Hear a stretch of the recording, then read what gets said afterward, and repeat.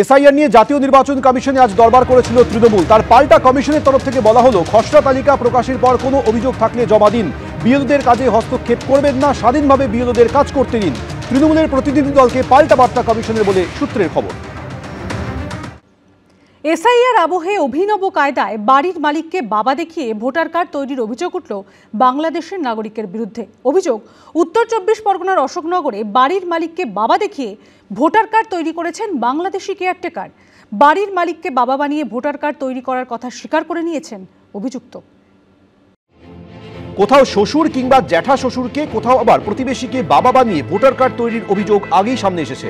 এবার উত্তর ২৪ পরগনার অশোকনগরের বাড়ির মালিককে বাবা দেখিয়ে ভোটার কার্ড তৈরির অভিযোগ উঠল বাংলাদেশের নাগরিকের বিরুদ্ধে। উত্তর ২৪ পরগনার অশোকনগরের বাসিন্দা হরিপদ সাউ। অভিযোগ, তাকে বাবা দেখিয়ে ভোটার কার্ড তৈরি করেছেন তাদেরই বাড়ির কেয়ারটেকার, যিনি আবার বাংলাদেশের নাগরিক। হরিপদ সাউয়ের মেয়ের দাবি, তাদের বাড়িতে কেয়ারটেকারের কাজ করতেন ভোলানাথ মণ্ডল। পরে একসময় নিজেকে হরিপদ সাউয়ের পালিত পুত্র হিসেবে দাবি করেন ভোলানাথ। নিজের বাবার নামকে বাদ দিয়ে বাড়ির মালিককেই বাবা হিসেবে দেখিয়ে ভোটার কার্ড তৈরি করেন। সেই ভোটার কার্ডে নিজের নাম ভোলানাথ মণ্ডলের বদলে ভোলানাথ সাউ করেছেন তিনি। ভোলানাথ মণ্ডল আমার বাড়িতে কাজ করতে এসেছিল, তারপরে ও আমাদের বাড়ির আমার বাবাকে বাবা সাজিয়ে ভোটার লিস্টে নাম তুলেছে বাংলাদেশি। ওর সাজা হোক। আমার দাদুকে নিজের বাবা বানিয়ে ফেললেন, নিজের নাম জাল করে এখন রয়েছেন, নিজেকে ওই ভারতীয় নাগরিক হিসেবে দাবি করছেন। বারাসাত আদালতও মামলা করার প্রস্তুতি নিচ্ছেন কণিকা মণ্ডল। বাবা মায়ের কাগজপত্র হাতিয়ে নিজের নাম ভোলানাথ মণ্ডল ছিল ওই অভিযুক্ত ব্যক্তির নাম ভোলানাথ মণ্ডল, তিনি নাম পরিবর্তন করে ভোলানাথ সাউ করে দিয়ে সেখানে তার নিজের বাবা হিসাবে এই কণিকা মণ্ডলের যে বাবা আছেন তাকে বাবা সাজিয়ে ভোটার লিস্টে নাম তুলেছেন। বাড়ির মালিককে বাবা বানিয়ে ভোটার কার্ড তৈরির কথা স্বীকার করে নিয়েছেন অভিযুক্ত। আমি পালিত সন্তান, তাদেরই এইটা জায়গা জমি। পালিত বাবাকে দিয়ে তো নাম হয় না, সেক্ষেত্রে এটা আপনাকে কেউ আগে বলেনি? না। এই নিয়ে শুরু হয়েছে রাজনৈতিক চাপানুতো। এখন তো শ্বশুর বাবা হয়ে যাচ্ছে, বাবা ভাড়া পাওয়া যাচ্ছে। আগে যাত্রা হয়েছিল বাবা কেন চাকর। এবার নির্বাচন কমিশন একটা যাত্রাপালা পরিচালিত করতে চলেছে, যার নাম হবে শ্বশুর কেন বাবা। এটাই পশ্চিমবঙ্গের বর্তমান অবস্থা। হাস্যাস্পদ হয়ে গেছে গোটা রাজ্য। যেটা মনে করবে সেই অনুযায়ী তদন্ত হবে এবং যে যাই হোক না কেন সম্পূর্ণ সহযোগিতা হবে। এসআইআর আবহে সামনে আসছে ভুরি ভুরি অনিয়মের অভিযোগ। এমন কত ভুয়ো ভোটার লুকিয়ে রয়েছে এ রাজ্যে, তা জানা যাবে এসআইআর এর পরে। সমীরণ পাল, এবিপি আনন্দ, উত্তর ২৪ পরগনা।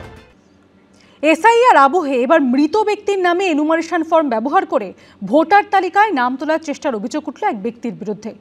আরও গভীরে গেলে জানা যায় তিনি নাকি বাংলাদেশি, যা ঘিরে তুমুল তরজা শুরু হলো হুগলির ডানকুনিতে। আর এ নিয়ে তৃণমূলকে আক্রমণ শানিয়েছে বিজেপি, জবাব দিয়েছে তৃণমূলও।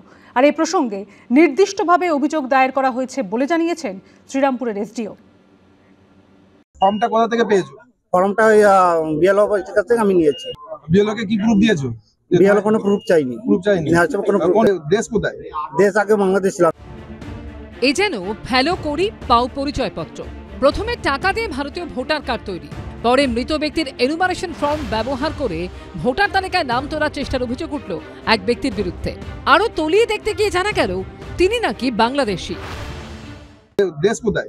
দেশ আগে বাংলাদেশ ছিল। তোমার কি নাম উঠেছে? 2002 সালে কোনো নাম আছে? না, 2002 সালে কোনো নাম নেই। এটা যখন আমি প্রথম এই কাগজটা করেছি, একদম করে দিয়েছে তাকে টাকা। তার নাম আছে রবিন। রবিন, তার বাড়ি কোথায়? তার বাড়ি আসলে গোবরাতে। কত টাকা নিয়েছে? এটা 4000 টাকা দিয়েছে। 2015 সালে মৃত্যু হয় হুগলির ডানকুনির বাসিন্দা মহসিন খান নামে এই ব্যক্তির। এই হলো তার ডেথ সার্টিফিকেট। এসআইআর চলাকালীন মৃত ব্যক্তির ভাই জানতে পারেন তার দাদার নামে এনুমারেশন ফর্ম জমা হয়েছে। এরপর বুধবার রাতে অভিযুক্ত বাংলাদেশি যুবককে কিছুক্ষণ আটকে রাখেন এলাকার বাসিন্দারা। প্রশ্নের মুখে সমস্ত কীর্তিকলাপ ফাঁস করেন তিনি। ধৃত নাদিম সর্দার জানিয়েছেন 15 বছর আগে বাংলাদেশ থেকে এদেশে এসেছেন তিনি। রবীন চক্রবর্তী নামে এক ব্যক্তির থেকে 4000 টাকায় বানিয়ে নিয়েছিলেন ভোটার কার্ড। এর মধ্যে এসআইআর শুরু হলে কোনোভাবে মৃত মহসিন খানের এনুমারেশন ফর্ম জোগাড় করে তাতে নিজের ছবি লাগিয়ে তা জমা করেন। ওই যে আরো বাবার লিংক দিতে হয়, বাবার লিংক এটা আমি নিজে দিয়েছি। কিভাবে দিয়েছো? ভোটার লিস্ট যে 2002 সালে এই নামে কেউ আছে কিনা তাই। হ্যাঁ, ওই দেখেই তুমি দিয়ে দিয়েছো। হ্যাঁ। এই নিয়ে রাজনৈতিক মহলেও শুরু হয়েছে চাপানুতো। মাথায় নিশ্চয়ই তৃণমূলের হাত আছে, তৃণমূলের আশীর্বাদ আছে। এরা যেভাবেই হোক বাংলাদেশি মুসলিম অনুপ্রবেশকারী রোহিঙ্গাদের রক্ষা করতে চায় নিজের ভোট ব্যাংককে বাঁচানোর জন্য। এই প্রসঙ্গে শ্রীরামপুরের এসডিও জানিয়েছেন, এই ঘটনায় নির্দিষ্টভাবে অভিযোগ দায়ের করা হয়েছে। চণ্ডীতলা বিধানসভা কেন্দ্রের নির্বাচনী আধিকারিককে গোটা বিষয়টা খতিয়ে দেখতে বলা হয়েছে। এক্ষেত্রে বিএলওর ভূমিকাও খতিয়ে দেখা হচ্ছে। সৌরভ বন্দ্যোপাধ্যায়ের রিপোর্ট, এবিপি আনন্দ, হুগলি।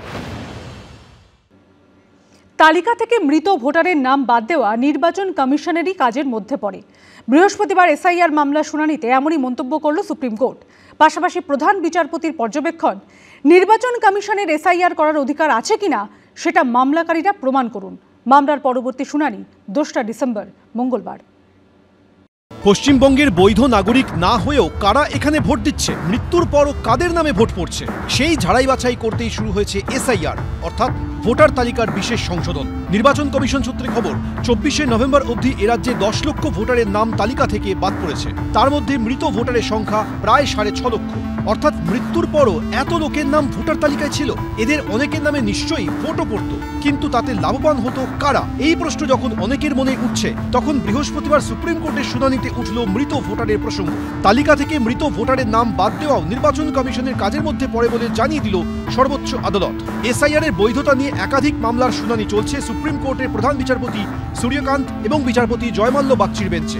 বুধবারের শুনানিতে মৃত ভোটার প্রসঙ্গে বিচারপতি জয়মাল্য বাগচি বলেছিলেন, সবটাই রাজনৈতিক পরিস্থিতির উপর নির্ভর করে। যে রাজনৈতিক দল অপেক্ষাকৃত শক্তিশালী তারা মৃত ভোটারের ভোটগুলি দখল করে ভোট দিয়ে দেয়। সেই কারণেই তালিকা থেকে মৃত ভোটারের নামগুলি বাদ দিয়ে দেওয়া দরকার। বৃহস্পতিবার প্রধান বিচারপতি সূর্যকান্ত বলেন, প্রত্যেক নির্বাচনী ক্ষেত্রের ভোটার তালিকায় এমন বহু সংখ্যক নাম রয়েছে যারা ইতিমধ্যেই মারা গেছেন। নির্বাচন কমিশনকে সেই নামগুলো বাদ দিতে হবে। পাশাপাশি বৃহস্পতিবার প্রধান বিচারপতির পর্যবেক্ষণ, নির্বাচন কমিশনের এসআইআর করার অধিকার আছে কিনা সেটা মামলাকারীরা প্রমাণ করুন। অনেকবার সুপ্রিম কোর্ট হয়ে গেছে, আর সমস্ত কিছু হয়েই শেষ পর্যন্ত এসআইআর এখানে হচ্ছে। এসআইআর হবেই, আর এসআইআর বৈধ প্রক্রিয়া। ইলেকশন কমিশনের এই বৈধ প্রক্রিয়াকে হাজার চেষ্টা করেও বিরোধীরা আটকাতে পারবে না। 1950 সালের জনপ্রতিনিধিত্ব আইন অনুযায়ী তার 21 নম্বর যে ধারা, তার 3টে উপধারা আছে, সেখানে কোথাও এসআইআর এর উল্লেখ নেই। অর্থাৎ এসআইআর এমনিতেই বেআইনি বলে মনে হচ্ছে। নির্বাচন কমিশন এই সম্পূর্ণ বিষয়টা রাজনৈতিকীকরণ ভাবে বা কোনো একটা দলের সুবিধার জন্য করার চেষ্টা করছে। বুধবারের শুনানিতে অনুপ্রবেশকারী নিয়েও কড়া পর্যবেক্ষণ দেন প্রধান বিচারপতি। তিনি বলেন, ধরুন এমন কিছু মানুষ রয়েছেন যারা অন্য দেশ থেকে ভারতে অনুপ্রবেশ করেছেন। আপনি যদি তাকে একটি আধার কার্ড করে দেন যার মাধ্যমে সে ভর্তুকিযুক্ত রেশন বা অন্য কোনো সুবিধা পেতে পারেন, তাহলে সেটা নীতি নৈতিকতার বিষয়। কিন্তু তার মানে কি এই যে তাকে সুযোগ সুবিধা দেওয়া হয়েছে বলেই এখন ভোটারও করে দিতে হবে? মঙ্গলবার এসআইআর এর বৈধতা নিয়ে হওয়া মূল মামলার শুনানি। সূত্রে খবর, এসআইআর নিয়ে রাজ্যভিত্তিক মামলাগুলি পরে শুনবে সর্বোচ্চ আদালত। পশ্চিমবঙ্গের নির্দিষ্ট আবেদনের শুনানির জন্য ধার্য করা হয়েছে 9ই ডিসেম্বর। সেই দিনই এরাজ্যে এসআইআর এর পর খসড়া ভোটার তালিকা প্রকাশ করবে নির্বাচন কমিশন। বুধবার সুপ্রিম কোর্ট জানিয়েছে, প্রয়োজনে খসড়া ভোটার তালিকা প্রকাশের সময়সীমা বাড়ানো হবে। বিজেন্দ্র সিংহ, প্রতিদীপ ভট্টাচার্য, আশাবুল হোসেন, এবিপি আনন্দ। রাজ্যে এসআইআর এর চাপে বিএলওদের মৃত্যুর অভিযোগ ঘিরে তোলপাড়ের মধ্যেই ডিজিটাইজেশন প্রক্রিয়া শেষ করে ফেলার সম্বর্ধনা পেলেন গাইঘাটার 3 বিএলও। কোথাও কাজের চাপে বিএলওর মৃত্যু, কোথাও আবার আত্মহত্যার অভিযোগ উঠেছে। অন্যদিকে এমন অনেক বিএলও আছেন যারা সময়ের আগেই কাজ শেষ করে নজির গড়েছেন। সেই তালিকায় রয়েছেন উত্তর 24 পরগনার গাইঘাটা ব্লকের 3 জন বিএলও। নির্দিষ্ট সময়ের আগে ডিজিটাইজেশন প্রক্রিয়া শেষ করে ফেলায় সম্বর্ধনা দেওয়া হলো গাইঘাটার সুটিয়া গ্রাম পঞ্চায়েতের 116 নম্বর পার্টের বিএলও বিশ্বজিৎ ঘোষ, ধর্মপুর 1 নম্বর গ্রাম পঞ্চায়েতের 144 নম্বর পার্টের বিএলও মানস সরকার এবং ইছাপুর 1 নম্বর গ্রাম পঞ্চায়েতের 128 নম্বর পার্টের বিএলও সোহানী রায়কে। গাইঘাটার বিডিওর অফিসে তাদের বিশেষ সম্মান দেওয়া হয়। বিএলও যে ডিউটিটা পাই, অনেকেই বলছিল করবো না, আমরা চ্যালেঞ্জ হিসেবে নিয়েছিলাম এবং যেদিনই পেয়েছিলাম সেদিন থেকে পুরো নির্দিষ্ট প্ল্যানিং করে ঝাঁপিয়ে পড়েছিলাম। আর তার শেষেই পুরস্কার। আমার সময় লেগেছে 17 দিন ফর্ম দেওয়ার থেকে কাজ কমপ্লিট করা পর্যন্ত। আমরা অনেকেই ভয় পেয়ে গেছি যে এত শর্ট টাইমের মধ্যে কাজটা করতে হবে। অ্যাপসের একটু সমস্যা হয়েছে, আর সর্বোপরি আমার ওখানকার যারা বিএলএ আছে তারা আমাদেরকে খুব হেল্প করেছে। 1 সপ্তাহের মধ্যেই আমি ইএফটা কালেক্ট করতে পেরেছি। ডোর টু ডোর গেছি, 2বার করে গেছি আমি। বিএলওদের এমন পারফরমেন্সে খুশি গাইঘাটার বিডিও। তারা 100% আমাদের ডিজিটাইজেশন করেছে এনুমারেশন ফর্ম ডিস্ট্রিবিউশন করার পরে, সেই কারণে তাদেরকে সংবর্ধনা দেওয়া। ওনারা খুব ভালোভাবে অনেক প্ল্যানিংয়ের সঙ্গে করেছেন বলে এত তাড়াতাড়ি কাজটা সম্ভব হয়েছে। বিএলওদের একাংশ যখন চাপের অভিযোগ করছেন, বিক্ষোভ দেখাচ্ছেন, তখন বিভিন্ন জেলা থেকে বিএলওদের দক্ষতার ছবিও সামনে আসছে। সমীরণ পাল, এবিপি আনন্দ, উত্তর 24 পরগনা। এবিপি আনন্দ, এগিয়ে থাকে, এগিয়ে রাখে।